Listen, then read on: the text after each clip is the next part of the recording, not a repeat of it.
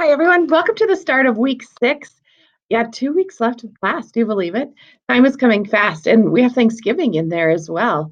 So it's just, yeah, gonna fly. And the sun is out, and it's warmed up a little bit, at least here in Iowa. So there's lots to be thankful for. Um, Week 5 has come and gone. When I'm excited to read through your discussions for week 5, as well as your philosophies that you have revised and resubmitted. Uh, Talking about global stewardship is interesting. It takes on a whole new meaning. It actually, we all can think about it in a more personal way simply because of telehealth, simply because of all the different ways we can reach out. I know some people actually did some global missions, and reaching out and seeing what other countries have is a huge thing, because we are all connected now more than ever with advancing health and healthcare, and even education and what that looks like. So I'm really excited to read through your discussions for week 5. Week 6.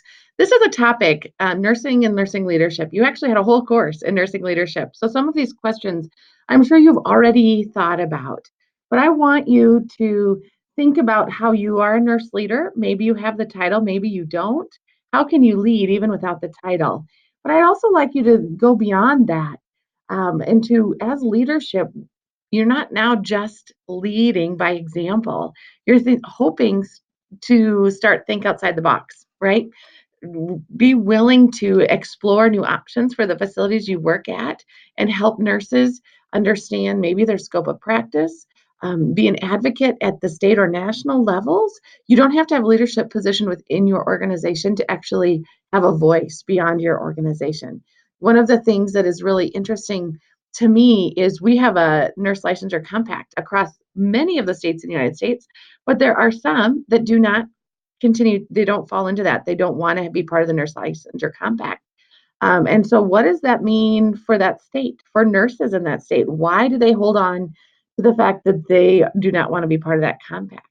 I would love for you to start exploring that concept a little more, and help us understand what the purpose of the compact is and how we can maybe help the states in that. Maybe you are from one of those states that are not part of the compact. What does that look like for you? And can you be an advocate in your state, to maybe get it changed? Or maybe you're an advocate for a different license and you can help enlighten the rest of us as to why you have that as well. So there's lots of different areas you could take this leadership part in this discussion this week. And so I want to challenge you. I know it's going to be really tempting just to post something you already posted in your leadership class. But I would like you to explore something new, a different avenue of leadership, maybe that you're now curious about, and feel like you can maybe make a positive difference. So that's what I'd like to see you explore this week. Also, we're revisiting emotional intelligence. I've talked about that in Nursing 310. We had a whole unit on it. And now we're going to kind of talk about it again this week. I have you retaking the emotional intelligence questionnaire. It's a short 30 question. It really takes less than 10 minutes to take. It is required you take it. I will send you your scores, and your comparison of scores so you can see if you did better or worse. And you know what? There's really, it's not overly scientific. This is still being researched. And there's so many things that can play into our scores. So I don't want anybody to get too caught up in if their scores increased or if they decreased. Because if they decrease, there's a lot of life things that happened right today that could influence how you respond to those questions. So we're just using this kind of as a fun tool at this point to see how we are, where we're falling in that spectrum. So that is due as well this week. Your personal constitution. In looking ahead, I know Thanksgiving is super late this year. It is next week. And so I want you to just be looking ahead because your personal constitution is a little bit larger paper. It is due the end of next week. I did not move it. I left it there. And so plan ahead. Maybe you need to start working on that this weekend so you have time. Your discussion for next week has been moved to Friday and Sunday. So you have a little extra time for your discussion, but your constitution will still be due by next week, Sunday, week 7, not this coming Sunday, a week, the end of week 7. So start thinking about that if you have time.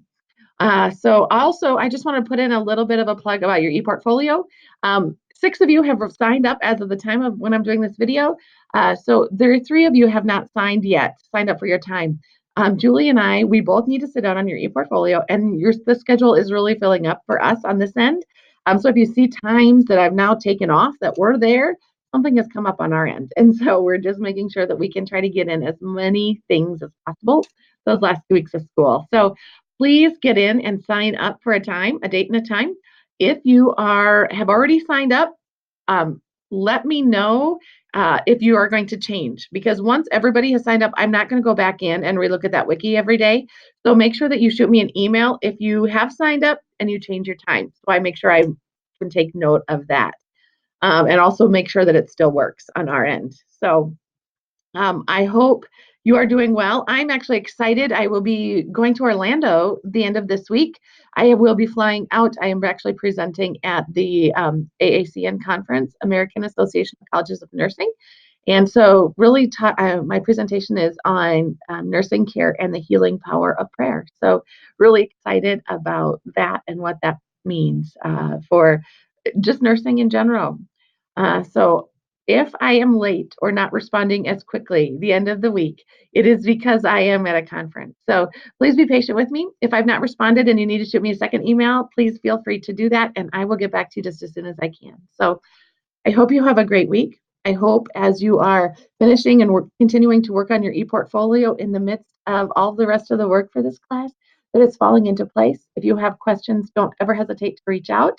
And I hope you have a wonderful week.